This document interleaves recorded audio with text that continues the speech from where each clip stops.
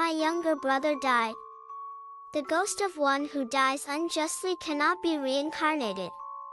To help my brother's soul pass on, my parents threw me into the Child Protection Pagoda. In the heartlands of southern Zhejiang, there is an inconspicuous type of building called the Child Protection Pagoda.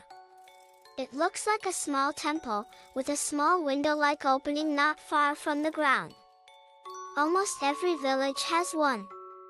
When I was little, I asked my grandfather what the Child Protection Pagoda really was. Grandfather carelessly knocked his dry pipe on a stone. A nice name, isn't it? A pagoda to protect children. Isn't it? I asked. No, he took a puff of smoke and said slowly, it's a demon-locking tower, to trap the souls of children.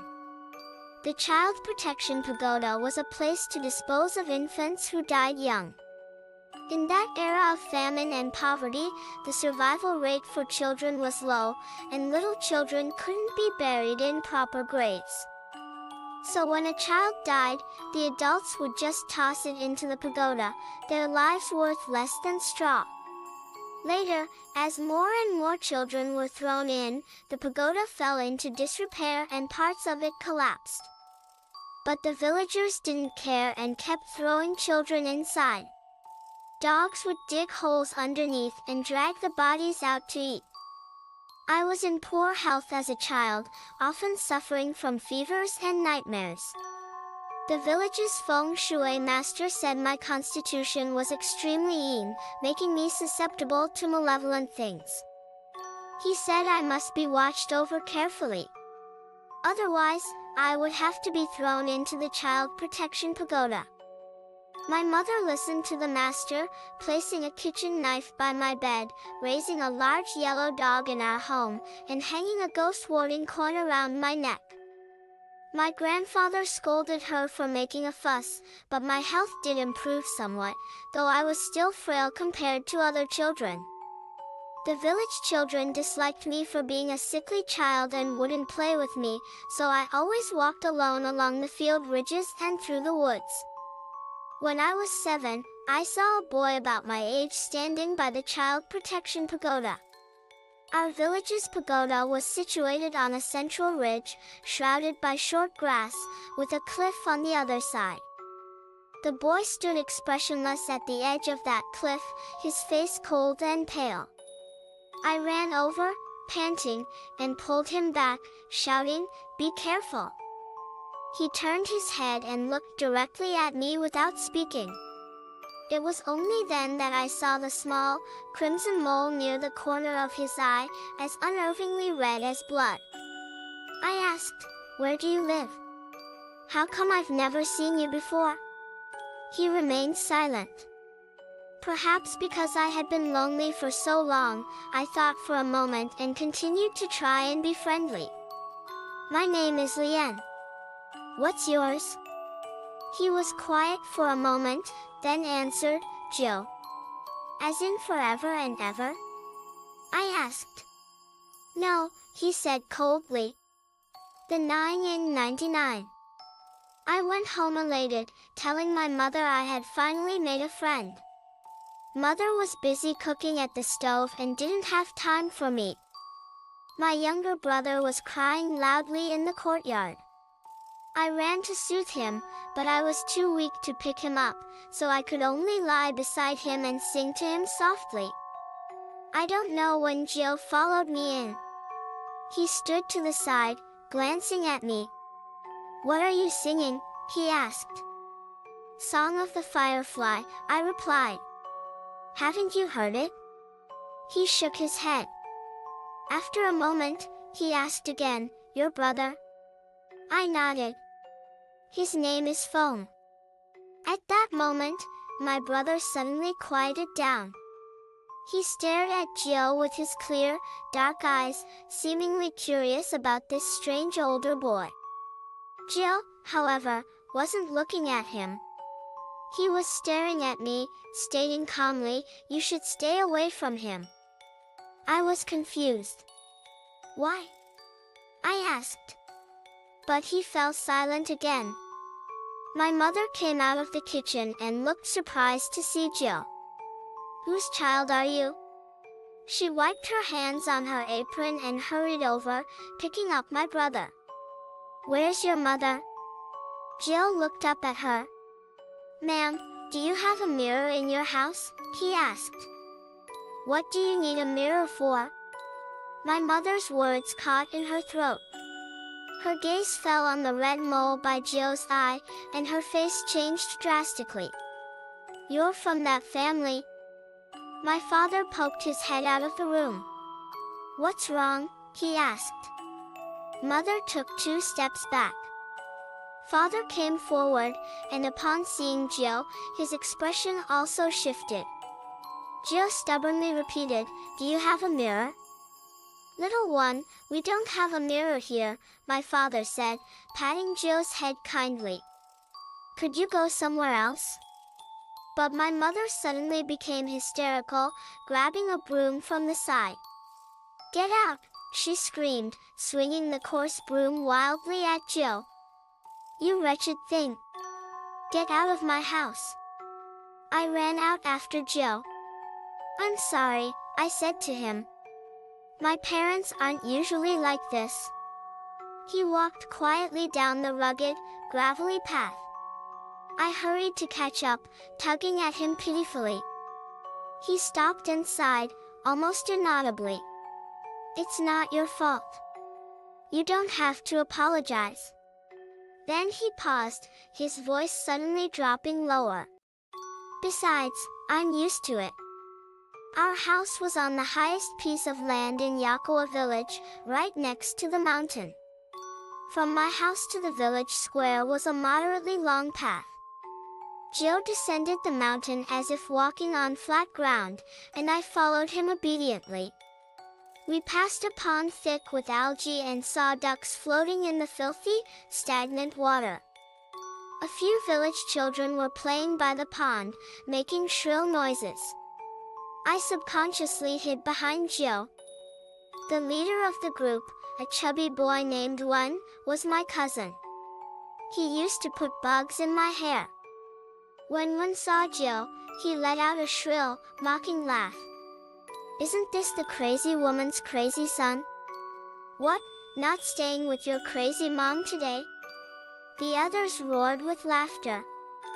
Jill ignored them and walked past, but One wouldn't let it go. "Don't go.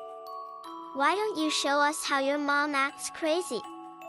A skinny, dark-skinned boy grinned, picked up a stone from the ground, and threw it at Jill. Jill casually tilted his head and dodged it. One strode over and grabbed Jill by the collar. "You little bastard! I'm talking to you." Jill stared at him with cold eyes and said, "You are about to die." "What did you say?" One exclaimed. I felt a heavy chill rush past me. The next second, One was pushed into the lake. The surface splashed up a line of dirty water, like the trail of a skipping stone. One fell in the water. The children screamed and scattered like a flock of frantic ducks.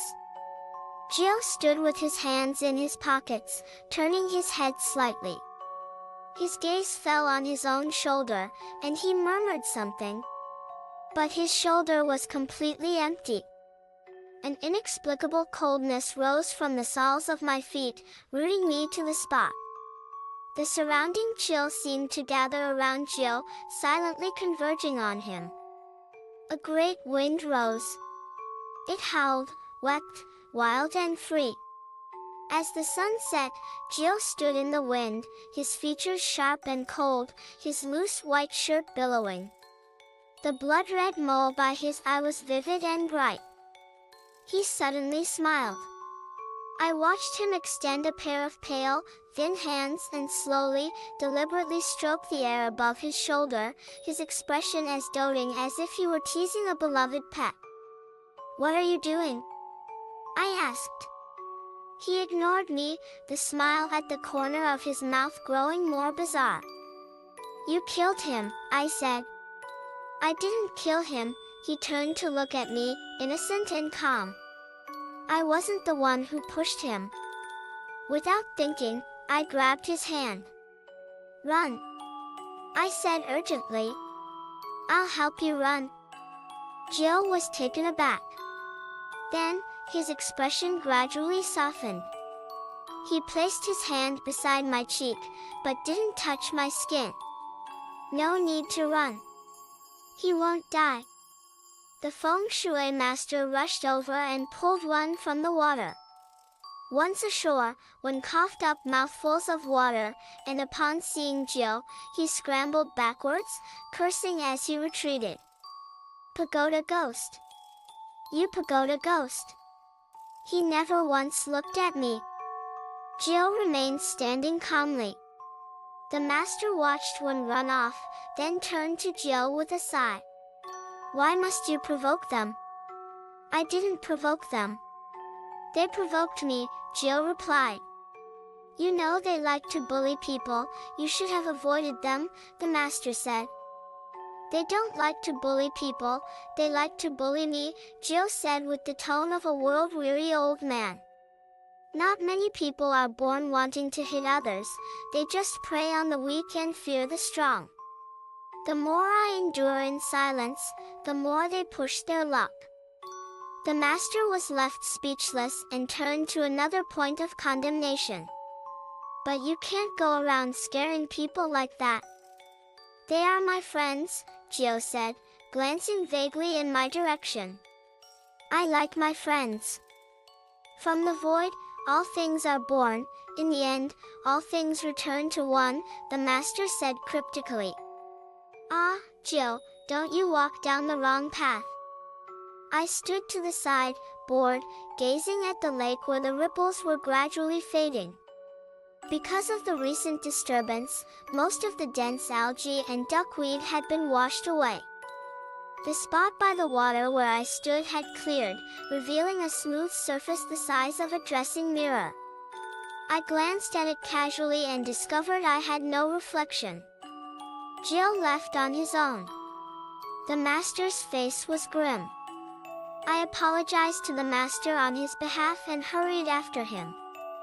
The wind tore through the mountain forest, roaring past my ears with a terrifying sound like weeping. The dense bamboo groves on the mountain swayed, their leaves rustling. Bamboo was something the people of Yakua village depended on for their livelihood. Although Yakua was the most isolated of the surrounding villages, with no major roads built even now, it was surrounded by dense, thriving bamboo forests. And the bamboo, its shoots, its roots, could all be made into various objects and sold for money. I remembered what one had said and asked Joe, "What's a pagoda ghost?" He countered with a question of his own. "Do you know what the Child Protection Pagoda is for?" I answered earnestly, "I know. When a small child in a family dies, they throw the body inside. That way, the child's soul can be delivered." "Delivered?" Joe snorted with derision. "That's just an excuse they made up to feel better." I didn't understand. He stopped, the light in his eyes like a spinning dagger, stinging my own. "Do you think all the children thrown inside were dead?" Joe approached me step by step. "They were thrown in while they were still alive," he said. His voice was clear and steady, his cadence as measured as if he were reciting a primary school text. "Snakes slithered over their skin, coiling around them until they suffocated. Dogs dug out their bones, gnawing their flesh to nothing. Ants reveled on their bodies, draining the last bit of life." I couldn't help but step back. "How do you know these things?" I asked. "How do I know?" Jill repeated softly.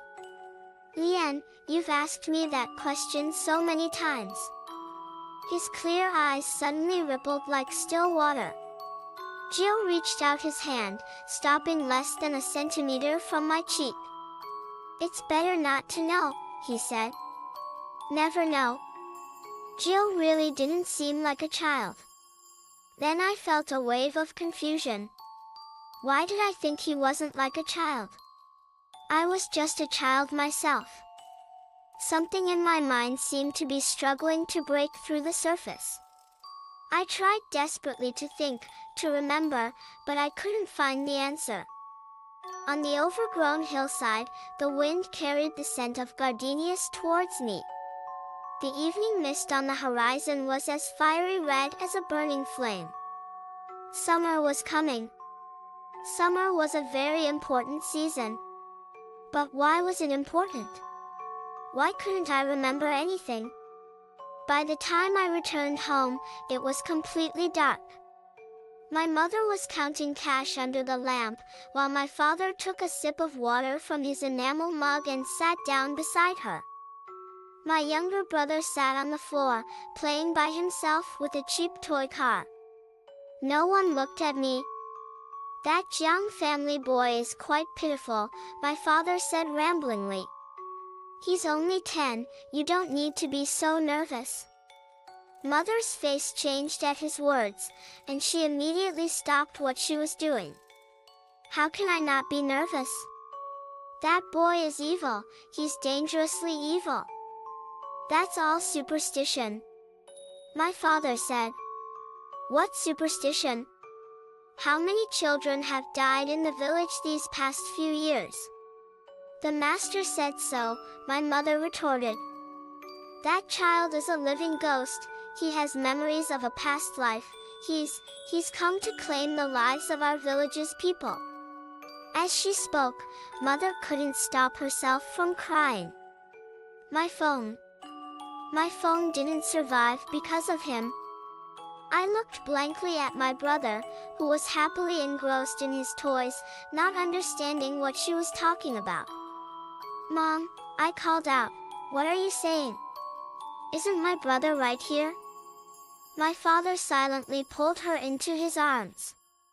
There, don't we have Bao now?" he said. "Bao? Who was Bao?" I stood there in a daze, like an outsider who didn't belong to this family. My mother grabbed my father's arm, hitting it repeatedly, clearly lost in her own world. "It's all because of him. All because of Jiang Jiu." Jiang Jiu. Hearing that name, something deep in my heart seemed to vibrate. It was like a scab being torn at the corner, a hidden yet rampant pain. I vaguely saw another little boy standing before me, smiling gently, handing me a bouquet of white wild ginger flowers. He said, "Lien, let's go to school together." At the corner of his eye, a mole was as red as blood. Yes, at least we still have Bao," Mother murmured. "He's healthy. This is a blessing from the Buddha." She looked at my brother sitting on the floor and then scooped him up. My brother, uncomfortable, began to cry loudly. Father sat to the side, smoking sullenly. Our big yellow dog came home from outside. It trotted over with a bone in its mouth, sat down by the oil lamp in the courtyard, and wagged its tail. I walked over and stroked its head. Then I realized it wasn't a bone at all. It was the arm of an infant. I stared at that small arm, and suddenly felt bells and chimes ringing in my ears. It was as if someone had struck a set of ancient bells right next to my head. Immediately after, countless fragments of images poured down like snowflakes. In the images, there was me, there was Jiang Jiu, and there were my father and mother. I was floating in the air, the atmosphere around me like a current of water, surging and dense, enveloping me before exploding outward. The yellow dog got up, retreated, and barked at me, baring its teeth. I staggered forward, trying to touch it again, but my fingers passed right through its body. "Mother," I called out, looking up. Mother paid me no mind. She paced back and forth holding my brother, humming a familiar tune under her breath. I stood within this home, and yet I stood outside of it. I finally understood why there were no mirrors in this house. They were afraid I would see myself. Or rather, they were afraid I would see in the mirror that there was nothing there at all.